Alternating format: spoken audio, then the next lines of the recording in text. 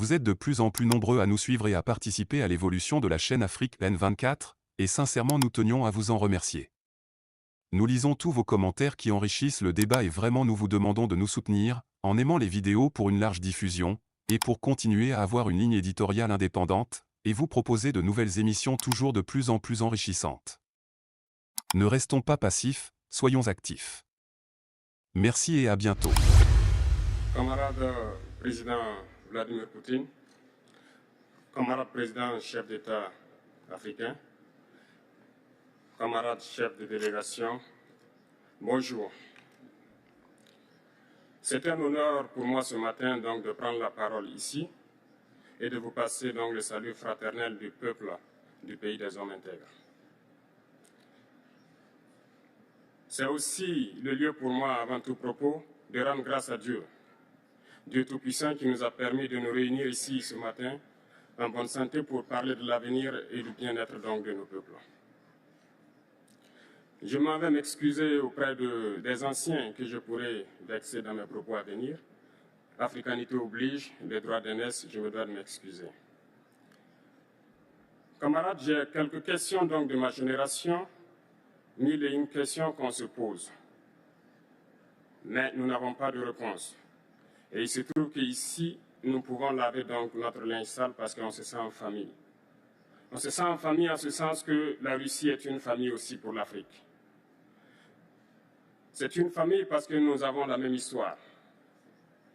La Russie a consenti d'énormes sacrifices pour libérer le monde du nazisme pendant la Seconde Guerre mondiale. Les peuples africains, nos grands-pères, ont été déportés de force aussi pour aider l'Europe à se débarrasser du nazisme.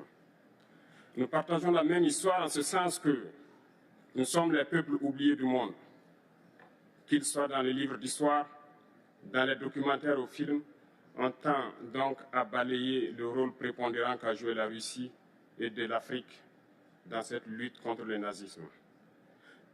Nous sommes ensemble parce que, actuellement, nous sommes là pour parler de l'avenir de nos peuples, de ce qui va advenir demain, de ce monde libre auquel nous aspirons, de ce monde sans ingérence dans nos affaires internes.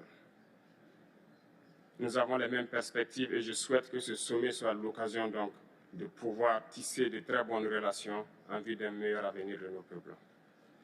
Les questions que mes générations se posent sont les suivantes, si je peux me résumer, c'est de ne pas comprendre comment l'Afrique, avec tant de richesses sur notre sol, avec une nature généreuse, de l'eau, du soleil en abondance, l'Afrique est aujourd'hui le continent le plus pauvre.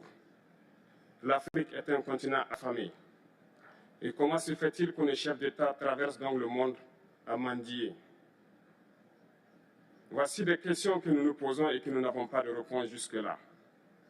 Nous avons l'occasion de tisser de nouvelles relations. Et j'espère que ces relations puissent être les meilleures pour donner un meilleur avenir à nos peuples. Ma génération me charge aussi de dire que, par ce fait de pauvreté, ils sont obligés de traverser l'océan pour essayer de rallier l'Europe. Ils meurent dans l'océan. Mais que prochainement, ils n'iront pas traverser parce qu'ils viendront devant nos palais pour chercher leur pitance quotidienne.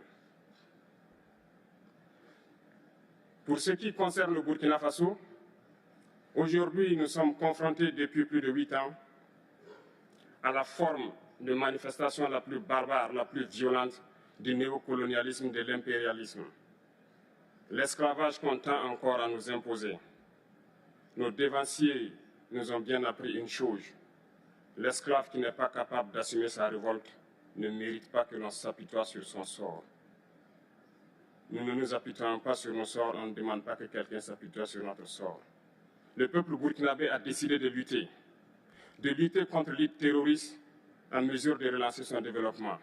Dans cette lutte, des vaillants peuples, des vaillantes populations se sont engagées à prendre les armes face au terrorisme, ceux que nous avons affectueusement appelés les VDP, des volontaires. Nous sommes surpris de voir les impérialistes traiter ces VDP de milices et de tout type. C'est décevant, parce qu'en Europe, lorsque des peuples prennent les armes pour défendre leur patrie, on les traite de patriotes.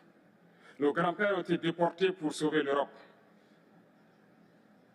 Ce n'était pas avec leur consentement, contre leur gré. Et bien au retour, on se rappelle bien qu'à Tiaroy, lorsqu'ils ont voulu revendiquer leurs droits élémentaires, ils ont été massacrés. Cela ne fait rien donc. Lorsque nous, peuple, nous décidons de nous défendre, on nous traite de milices. Mais là n'est pas le problème. Ce qui est le problème, c'est de voir des chefs d'État africains qui n'apportent rien à ces peuples qui se battent, mais qui chantent la même chose que les impérialistes en nous traitant de milices, en nous traitant donc d'hommes qui ne respectent pas les droits de l'homme. De quels droits de l'homme parle-t-on? Nous nous offusquons contre cela et c'est honteux. Il faut que nous, chefs d'État africains, nous arrêtons de nous comporter donc en marionnettes qui dansent à chaque fois que les impérialistes tirent sur les ficelles. Hier, le président Vladimir Poutine a annoncé donc l'envoi des céréales en Afrique. Nous sommes bien contents. Nous lui disons merci pour cela. Mais aussi, c'est un message passé à nous, chefs d'État africains, parce qu'au prochain forum, nous ne devrons pas venir ici sans avoir assuré, pour ceux qui ne connaissent pas la guerre, l'autosuffisance alimentaire de nos peuples. Nous devons prendre l'expérience de ceux qui ont pu déjà atteindre cela en Afrique, tisser de bonnes relations ici et tisser de meilleures relations avec la Fédération de Russie pour pouvoir assouvir les besoins de nos populations. Je ne serai pas peut-être long, le temps imparti est très court. Nous sommes obligés de nous arrêter à un moment donné.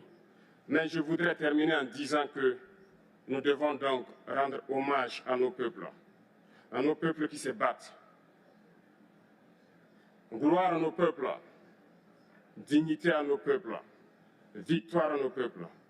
La patrie ou la mort, nous vaincrons. Merci, camarades.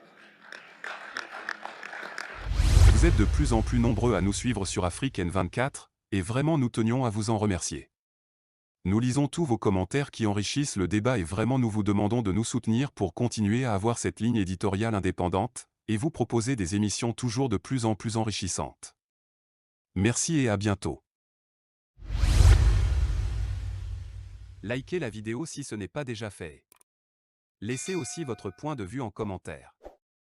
Abonnez-vous et cliquez aussi sur la petite cloche de notification pour ne rien rater de nos prochaines vidéos. N'oubliez pas de partager aussi la vidéo et de la liker.